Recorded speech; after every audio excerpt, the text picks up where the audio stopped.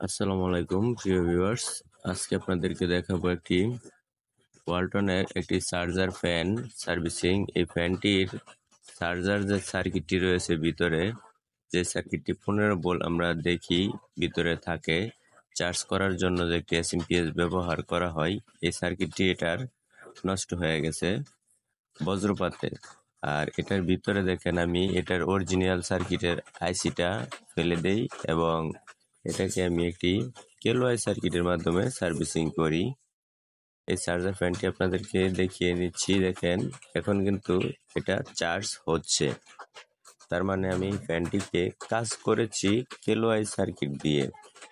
এখন এই কেলোয়াই সার্কিটটি দেখেন, এই সার্কিটটি লাগানোর নিয়ম হচ্ছে একটি তার হচ্ছে কালো, একটি তার হচ্ছে লাল। এই দুটি তার কিন্তু ক্যাপাসিটরের মাধ্যমে লাগানো হয়। একটি তার হচ্ছে নেগেটিভের মাঝে, আরেকটি তার আউটপুটের পিনের মাঝে। এখন এই ফ্যানটি কিন্তু সার্ভিসিং করা শেষ, তাই আপনাদেরকে ভিডিওর স্বার্থে দেখাতে পারি নাই। আসসালামু আলাইকুম।